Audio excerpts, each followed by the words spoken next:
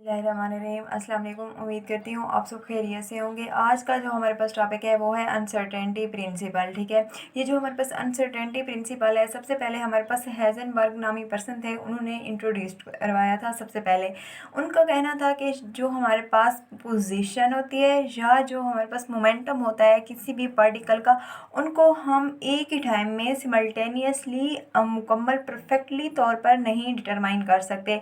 ये पॉसिबल ही नहीं होता कि हम एक ही टाइम में पोजीशन को भी डिटरमाइन कर रहे हूँ और एक ही टाइम में मोमेंटम को भी डिटरमाइन कर रहे हूँ, और वो जो हमारे पास उनकी मेजरमेंट आ रही हो पोजीशन की और मोमेंटम की, वो दोनों की परफेक्ट एक्यूरेसी के साथ हो, परफेक्ट एक्यूरेट हो। ऐसा पॉसिबल ही नहीं होता। ठीक है, तो फिर हम डिस्कस कर लेते हैं कि किस तरीके से ये हमारे पास पॉसिबल नहीं होता। ठीक है, वो कहते हैं there is always a fundamental uncertainty associated with any measurement. अच्छा, यहाँ पे सबसे पहले तो हमें ये पता होना चाहिए कि अनसर्टेनिटी होती क्या है। अनसर्टेनिटी का मतलब होता है कि गैर यकीनियत, जिसमें हमें यकीन ना हो, डाउटफुल। ठीक है, मुकम्मल तौर पर हमारे पास हम मुतमईन ना हो कि ऐसा ही है, 100% हमें श्योरिटी ना हो, बल्कि उसमें गलती का चांस हो। ठीक है, तो ये हमारे पास होती है अनसर्टेनिटी, यानी कि बेयकीनी हो, जिसमें गैर यकीनी कोई चीज़ हो, तो उसको बोलते हैं हमारे पास अनसर्टेनिटी। कोई भी मेजरमेंट लेते हैं तो उसमें हमारे पास लाजमी अनसर्टेनिटी होती है, बिल्कुल 100% तो वो एक्यूरेट हमारे पास हो ही नहीं सकती। सही है, एक तो ये बात हो गई।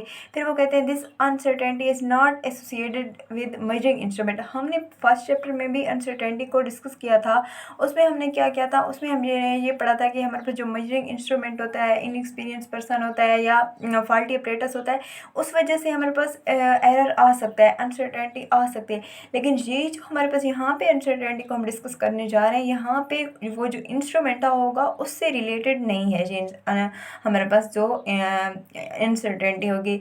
इसमें क्या होगा, ये जो हमारे पास अनसर्टेनिटी होगी इस वजह से होगी कि यहाँ पे हमारे पास जो मैटर होता है, ठीक है, वो डुअल नेचर रखता है। वो एज अ वेव भी बिहेव करता है और एज अ पार्टिकल भी वो हमारे पास बिहेव करता है। डुअल नेचर ऑफ लाइट की वजह से अनसर्टेनिटी आती है, इंस्ट्रूमेंट की वजह से नहीं होती। अब एग्जांपल्स हम देख लेते हैं ताकि हमें अच्छे से क्लियर हो जाए।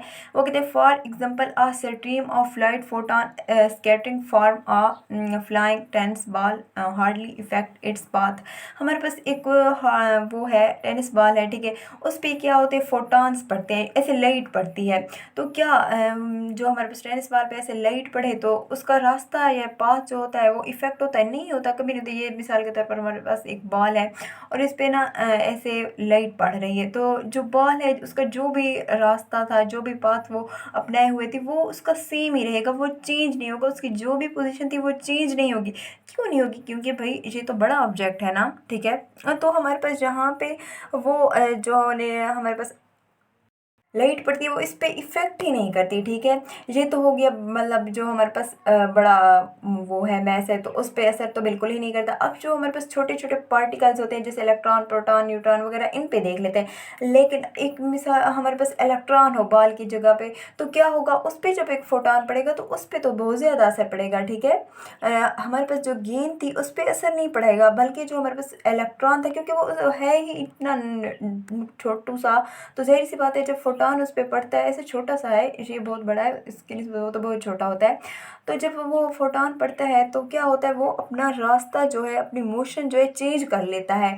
तो हमारे पास ये जो अनसर्टेनिटी प्रिंसिपल यहाँ पे डिस्कस करेंगे, जहाँ पे हम ये देखेंगे जब हमारे पास जो बड़े ऑब्जेक्ट्स होते हैं, मैक्रोस्कोपिक यानी कि लार्ज ऑब्जेक्ट्स होते हैं, उन पे जो हमारे पास मेजरमेंट जब उनकी लेते हैं पोजीशन और मोमेंटम की, और वहाँ पे जो हमारे पास फंडामेंटल अनसर्टेनिटी होती है वो नेग्लिजिबल होती है, क्योंकि वहाँ पे जो ऑब्जेक्ट्स होते हैं वो खुद ही बस आते, खुद बड़े होते हैं, तो उन पे लाइट वगैरह जो फोटॉन पड़ते हैं वो असर ही नहीं करते।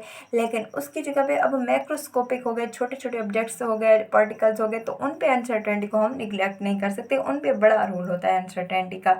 सही है, वो फिर बात करते हैं since light also has wave particles we would except to be able to determine the position of electron only to within one wavelength of the light being used. ठीक है, अब हमने तो बात की थी पहले पहले, जो उसकी स्टेटमेंट थी उसमें उसने ये कहा था कि जो हमारे पास पोजीशन होती है और मोमेंटम होता है किसी भी पार्टिकल का, हम एक ही टाइम में उन दोनों को परफेक्ट एक्यूरेसी के साथ मेजर नहीं कर सकते। तो सबसे पहले हम पोजीशन में देख सकते हैं कि अनसर्टेनिटी क्या होती है।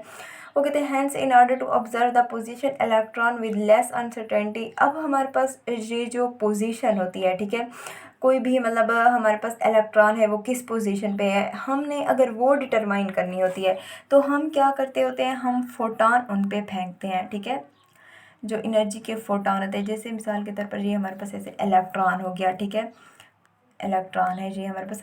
अब हम क्या कर रहे हैं, उस पे एक फोटॉन पढ़ रहा है, तो वो फोटॉन क्या करेगा, जहाँ पे एक हमारे पास डिटेक्टर है, ये जो फोटॉन पढ़ रहा है ये डिटेक्टर की तरफ चला जाएगा और यहाँ पे इलेक्ट्रॉन जो है ये स्कैटर्ड हो जाएगा। तो हम बेसिकली ऑब्जर्व तो ये करना चाह रहे हैं कि पोजीशन क्या है, तो ये जब हमारे पास यहाँ पे जाएगा तो वहाँ पे डिटेक्टर होगा, तो हमें वो बताएगा कि इलेक्ट्रॉन जो है ना वो किस पोजीशन पे है। अब हमारे पास ये जो होती है इलेक्ट्रॉन की पोजीशन, ये किस चीज़ पे डिपेंड कर रही होती है, ये डिपेंड कर रही होती है ये जो हम फेंक रहे होते हैं फोटॉन उस पर, ठीक है, उसकी वेवलेंथ पे डिपेंड करता है कि वेवलेंथ अगर ज़्यादा होगी तो हमारे पास क्या होगा, जो अनसर्टेनिटी होगी वो ज़्यादा होगी पोजीशन की। क्योंकि अब एक मिसाल के तौर पर एक ये ऐसे वेवलेंथ है, सपोज कर लेते हैं, ठीक है, वो है फोटॉन है, तो अब हमने इसमें पोजीशन डिटरमाइन करनी है इलेक्ट्रॉन की। हमें हो सकता है इलेक्ट्रॉन यहाँ हो सकता है यहाँ हो सकता है यहाँ हो सकता है, पॉसिबिलिटी कि यहाँ पे हो और पॉसिबिलिटी यहाँ पे हो और पॉसिबिलिटी यहाँ पे हो। लेकिन एक और हम वेवलेंथ बना लेते हैं, स्मॉल वेवलेंथ, ऐसे जी अब है छोटी सी, तो अब यहाँ पे अगर देखा जाए तो यहाँ पे अनसर्टेनिटी जो है ना वो कम होगी। यहाँ पे 4 जगहों पे पॉसिबिलिटी है, हो सकता है, लेकिन वहाँ पे बहुत ज़्यादा जगहों पे पॉसिबिलिटी थी कि इलेक्ट्रॉन हमारे पास प्रेजेंट हो सकता है। तो इसका मतलब क्या हुआ, जितनी ज़्यादा हमारे पास वेव लेंथ जो है ना वो ज़्यादा होगी, हमारे पास पोजीशन की अनसर्टेनिटी जो होगी उतनी ही ज़्यादा होगी। अगर वेव लेंथ हमारे पास शॉर्ट होगी तो हमारे पास क्या होगा, हमारे पास जो पोजीशन में अनसर्टेनिटी होगी वो उतनी ही कम होगी। तो अगर हम चाह रहे हैं कि जो पोजीशन की अनसर्टेनिटी है वो हमें कम से कम मिले, पॉसिबिलिटी हो कि हम बिल्कुल एक्यूरेट वाली पोजीशन बता सकें, ऐसा पॉसिबल हो जाए, किस वजह से हो जाएगा, वो तब होगा जब हमारे पास वेव लेंथ जो होगी वो ना शॉर्टर सी होगी, छोटी सी हम अप्लाई करेंगे वेव लेंथ, तो तब हमारे पास पॉसिबिलिटी है कि हमारे पास जो पोजीशन है उसमें अनसर्टेनिटी कम हो। ओके हो गया। फिर हम देख लेते हैं कि जब हमारे पास if light of wavelength lambda is used to locate a macro particle moving along x-axis, the uncertainty in position measurement is। फिर वही बात होगी कि यहाँ पे हमारे पास अनसर्टेनिटी जो होती है ना ये डेल्टा रिप्रेजेंट कर रहा होता है अनसर्टेनिटी को यहाँ पे, और एक्स रिप्रेजेंट कर रहा होता है पोजीशन को, और वह हमारे पास है लैम्डा, और इसका मतलब होता है अप्रॉक्सीमेटली, ठीक है, यानी कि हमारे पास जो वेव लेंथ होती है वो अप्रॉक्सीमेटली होती है किस चीज़ के, पोजीशन के, जो हमारे पास पोजीशन में अनसर्टेनिटी होती है। ओके हो गया, ये तो पोजीशन की अनसर्टेनिटी होगी। अब देख लेते हैं जो हमारे पास अनसर्टेनिटी थी दूसरी चीज़ में, मोमेंटम में, वो कौन सी होगी। अब हमारे पास 8, वो कहते हैं 8 most the photon of light can transfer all its momentum to the macro particle whose own momentum will then be uncertain by an amount. अब हमारे पास यहाँ पे बात कर लेते हैं कि जो हमारे पास मोमेंटम है होगा उसकी अनसर्टेनिटी जो है वो क्या होगी, वो हमारे पास होगी h/λ, ये वाली वैल्यू h/λ। ये क्या है, हमारे पास अनसर्टेनिटी है मोमेंटम की, ठीक है। अब नेक्स्ट चलते हैं, वही बात कर रहे हैं डेल पी, यहाँ पे डेल क्या हुआ है अनसर्टेनिटी, और पी से मुराद मोमेंटम हो गया, और हमारे पास एच जो है प्लांक्स कांस्टेंट है, और लेमडा जो है यहाँ पे हमारे पास वेवलेंथ है। अब अगर यहाँ पे देखा जाए तो क्या है, यहाँ पे हमारे पास ये है मोमेंटम है, ये इनवर्स रिलेशन है उसका किसके साथ, वेवलेंथ के साथ, यानी कि जितनी ज़्यादा वेवलेंथ होगी उतना ही हमारे पास जो कम है अनसर्टेनिटी उसकी पोजीशन में होगा। लेकिन अगर हमने पोजीशन के केस में देखा था कि जब हमारे पास जो पोजीशन के केस में हमने देखा था जब वेवलेंथ हमारे पास कम होगी तो तब ही हमारे पास जो अनसर्टेनिटी है उसके अंदर पोजीशन के अंदर वो कम होगी। वहाँ पे इस तरीके से हमारे पास रिलेशन बन रहा था, del x is approximately equal to lambda, यानी कि यहाँ पे डायरेक्ट रिलेशन था। वेवलेंथ जितनी हमारे पास कम थी उतना ही हमारे पास जो एक्स है डेल एक्स है उसकी जो अनसर्टेनिटी है पोजीशन की वो हमारे पास क्या थी, कम थी। अगर हम चाहते थे कि हमारे पास जो वो है पोजीशन में अनसर्टेनिटी है वो कम है, तो हमें शॉर्टर वेवलेंथ इस्तेमाल करनी होती थी। लेकिन जहाँ पे अब हमारे पास अगर होगी लार्जर वेवलेंथ, तो हमारे पास सामाल अनसर्टेनिटी आएगी, यानी कि उसकी बात प्रूफ हो गई, साबित हो गई सिमल्टेनियसली, बिल्कुल एक्यूरेट हम उनको साबित नहीं कर सकते। क्योंकि देखें, अगर हम वेवलेंथ शार्ट प्रोवाइड कर रहे हैं तो ठीक है, जो हमारे पास अनसर्टेनिटी है पोजीशन के अंदर वो तो होगी, सही है, कम होगी उस टाइम। लेकिन अब दूसरी तरफ अगर पोजीशन में देखा जाए, ठीक है, ये वेवलेंथ आप शार्टर अप्लाई कर रहे हैं, जहाँ पे अब ये जब शार्ट अप्लाई कर रहे हैं वेवलेंथ, लेकिन यहाँ पे तो इसके इन्वर्स रिलेशन में है, वेवलेंथ शार्ट होगी तो अनसर्टेनिटी जो है मोमेंटम में वो ज़्यादा होगी हमारे पास। तो हम उसकी बात प्रूफ हो गई, साबित हो गई, हम बैक वक्त बिल्कुल एक्यूरेट जो होती है वो डिटरमाइन नहीं कर सकते होते। ओके हो गया।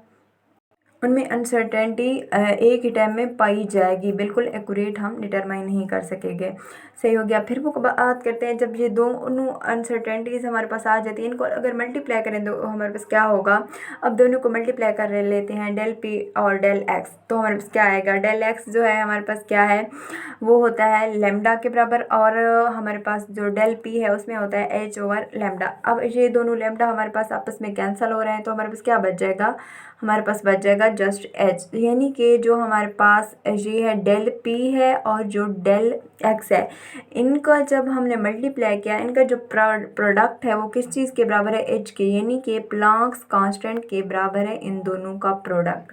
ओके हो गया। फिर वो कहते हैं this is the uncertainty principle, ये हमारे पास अनसर्टेनिटी प्रिंसिपल है। It state that the product of the uncertainty x in the position of a particle at some instant and the uncertainty del p in the x component of its momentum at the same instant approximately equal Planck's constant, यानी कि h पे ही बात हो रही है जो पीछे भी हम डिस्कस कर हो चुके हैं। अब हमारे पास रिलेशन है अनसर्टेनिटी एंड एनर्जी और टाइम में, ठीक है, वो देख लेते हैं। वो कहते हैं there is another form of uncertainty principle which relate the energy of a particle and the time at which it had the energy. अब हमने क्या करना है, जो हमारे पास पार्टिकल की एनर्जी है उसको देखना है और टाइम को देखना है, जिस टाइम में उसके पास एनर्जी थी, सही है, उस टाइम में। तो वो कहते हैं if the del H is the uncertainty in our knowledge of the energy of our particle. अब हमारे पास जो पार्टिकल है उसकी जो एनर्जी है उसमें भी तो अनसर्टेनिटी होगी, ठीक है, उसकी जो अनसर्टेनिटी होगी वो होगी हमारे पास del E. And if the time interval during which the particle had the energy, और वो टाइम पीरियड जिसमें उसके पास एनर्जी होगी वो क्या होगा, वो हमारे पास टी होगा। तो हमारे पास क्या आएगा, जो हमारे पास अनसर्टेनिटी है उसकी एनर्जी में, उसका जब प्रोडक्ट लेंगे जो हमारे पास अनसर्टेनिटी है टाइम में उसके साथ, तो हमारे पास वो भी अप्रॉक्सीमेटली इक्वल आएगा एज के, ठीक है। वो कहते हैं the more we accurately know about energy the less we accurate about time. मतलब अगर हमें एनर्जी बिल्कुल एक्यूरेट होगी, ठीक है, तो हमें जो उसकी टाइम है उसकी अनसर्टेनिटी हमें कम मिलेगी, सही हो गया, ये गैर यकीनियत कम होगी। फिर हमारे पास मोर अगर केयरफुल कैलकुलेशन करना चाहें तो वो इस तरीके से हमारे पास हेजनबर्ग ने दी थी। उसने कहा था ये जो है ना सबसे बेस्ट है, वो क्या थी हमारे पास वो देख लेते हैं। वहाँ पे हमारे पास है डेल एक्स और डेल पी, ठीक है, एच बराबर एज, ठीक है। अब हमारे पास क्या है, दूसरी इक्वेशन थी डेल ई डेल टी, फिर भी हमारे पास एच के बराबर था वो भी, ठीक है, प्लांक कांस्टेंट के। अब यहाँ पे देखा जाए वो कहते हैं H is equal to H over 2 pi, सही है। यहाँ पे वो कहते हैं फिर ये जो हमें उसने इक्वेशन दी थी, ठीक है, H is equal to H over 2 pi, ये जो है ना मोर केयरफुल है और सबसे बेस्ट है। ये जो यहाँ पे वैसे तो जी वाला जो है ना एच है, बिल्कुल नॉर्मल एच सा जी वाला, लेकिन जी जो है ना ये एक एच की तरह, और फिर यहाँ पे इस तरीके का निशान है, ठीक है। अब एच की अगर वैल्यू पुट करेंगे और 2 पाई की वैल्यू पुट करेंगे तो अब एच की वैल्यू क्या थी हमारे पास, वो थी 6.63 10⁻³ और हमारे पास 2 पाई की वैल्यू है 3.14। तो जब इनको आपस में सॉल्व करेंगे तो हमारे पास जो आंसर आएगा वो क्या आएगा, 1.05 10⁻34। वो किस चीज़ की वैल्यू होगी, वो इसकी वैल्यू होगी हमारे पास, ठीक है। अब ये जितना भी काम उसने किया था हेजनबर्ग ने, ठीक है, उसको इस पे नोबेल प्राइज़ भी मिला था, सही है। कब मिला था, 1938 में उसको इस पे नोबेल प्राइज़ भी मिला था। यही तो हो गया हमारे पास आज का topic. Thank you for watching. इंशाल्लाह फिर मिलेंगे नेक्स्ट लेक्चर के साथ। तब तक के लिए इजाज़त, अपना ख्याल रखिएगा।